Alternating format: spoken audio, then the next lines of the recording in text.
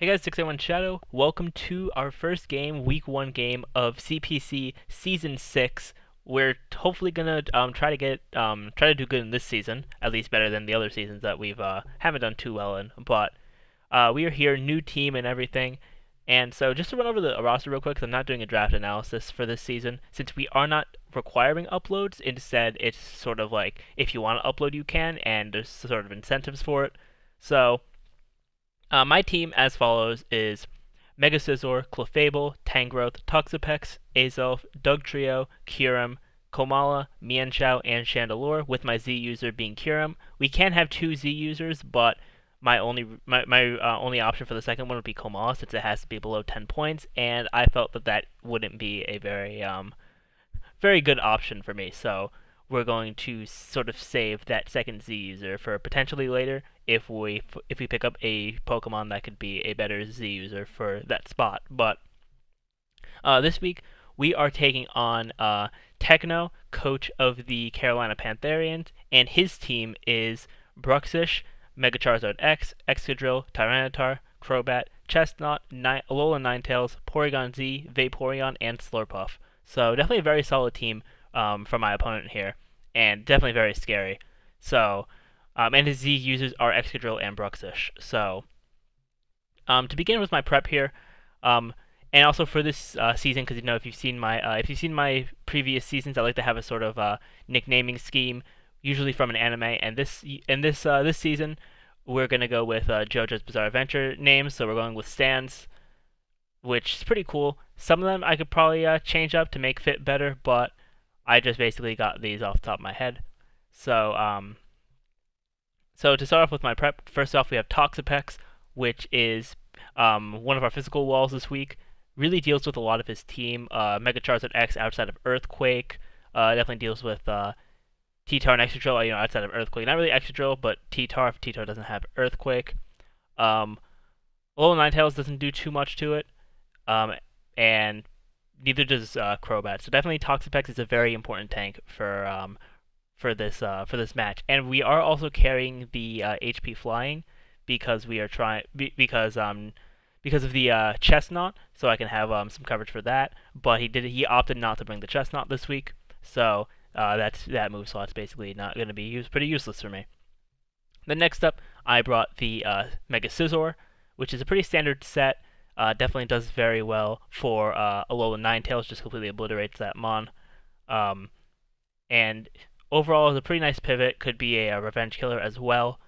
And it's good to have a good pivot, considering that I do have a pretty sort of regenerator heavy team.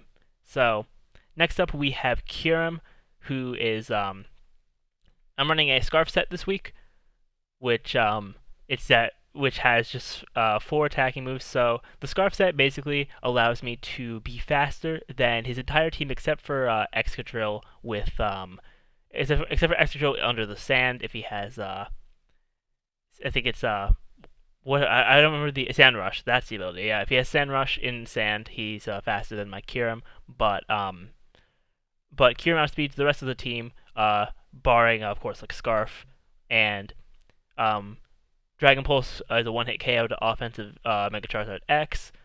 We have Focus Blast, which I think it one-hit KOs or does a lot of damage to the Tyranitar.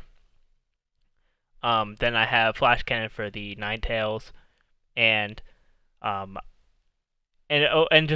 pretty sure like Dragon Pulse could also do a lot of damage to the Bruxish, and then Ice Beam for the Crobat there, which is pretty solid. Then next up we have our Tangrowth, and Tangrowth is once again another tank, but Tangrowth's main job is to tank against the Bruxish because that is definitely a threat. Toxapex can't really tank against a Psychic Fang, so we have Tangrowth there, who's our best bet for that.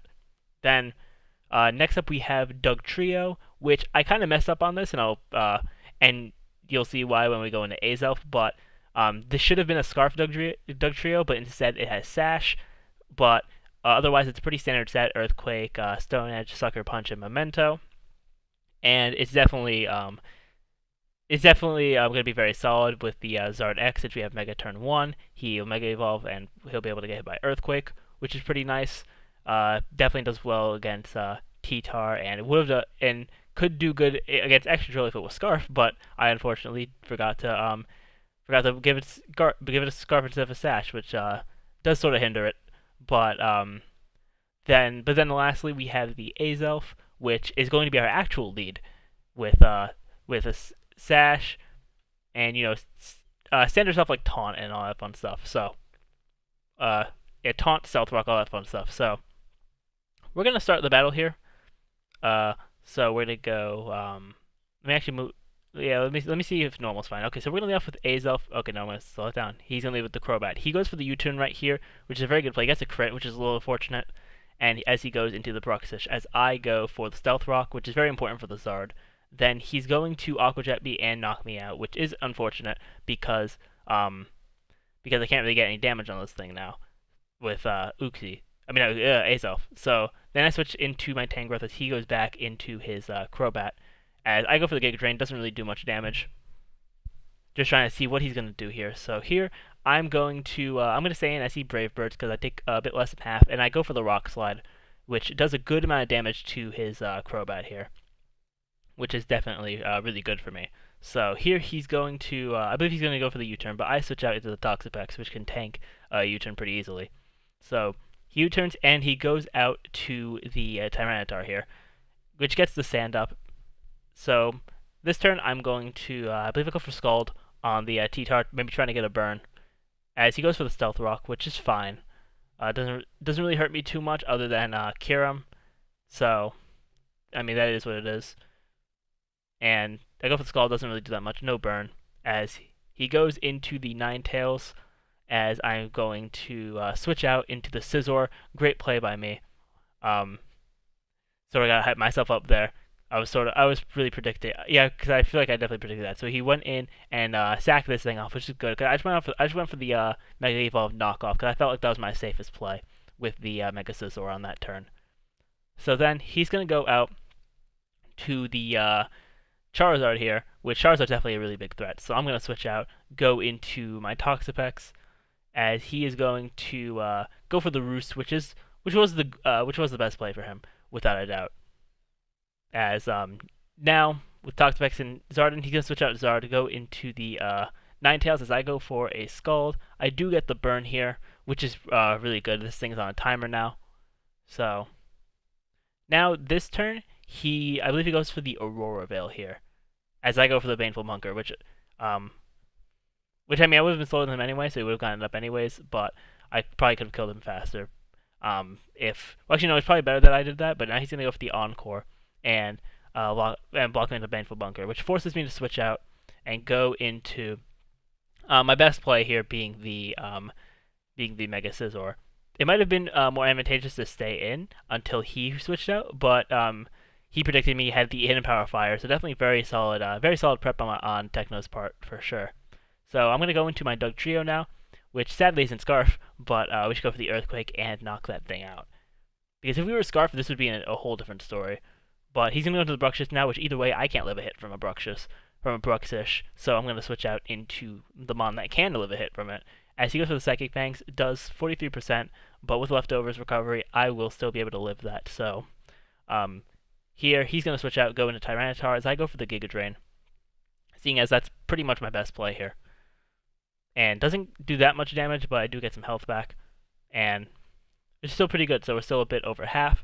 And here, I stay in, and I stay in for whatever reason. I actually don't remember why I stayed in here, and I end up losing the Tangrowth. So I go into the Toxapex now, as he's gonna switch out, go into the Bruxish, as I get off the Scald, and we do get the burn here, I believe, yeah, which is pretty huge because now Bruxish won't be hitting for that much, or not as much as it would have been before. Which it would have been cool if we still had Tangrowth alive here, but it is what it is.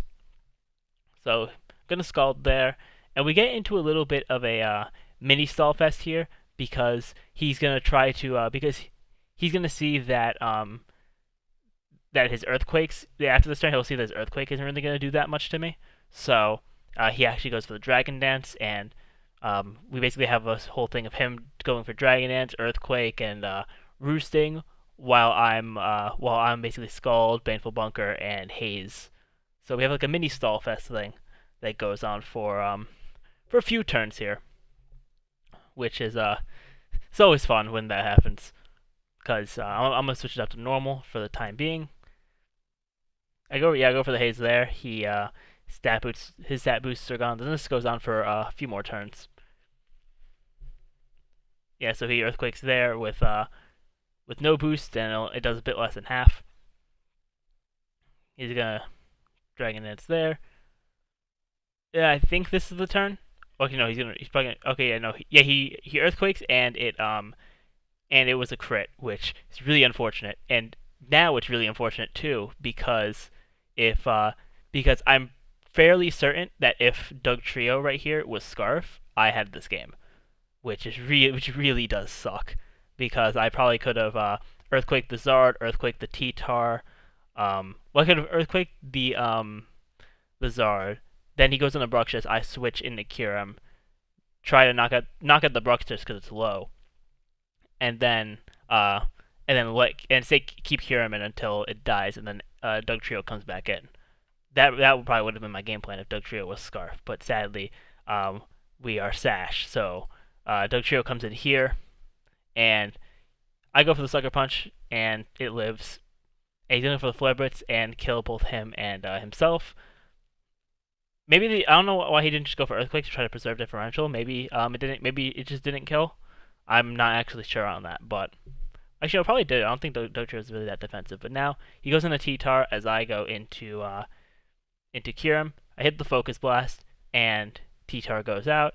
And then he's going to bring in Excadrill, which is Sand Rush and is faster than my Kyurem, and will win the game for him. So definitely a very solid game to Techno here for our first game of the CPC. Hopefully, definitely hoping to bounce back from this loss next week. And next week, who are we facing next week? We are facing off against the Montreal Habsols, which is Aster. So that'll definitely be a very fun game. He's definitely a very solid player. So with that, I'm going to end off this video, guys. Thank you all for watching. Remember to rate, comment, subscribe, and share. Make sure to check out Techno's channel down in the description down below.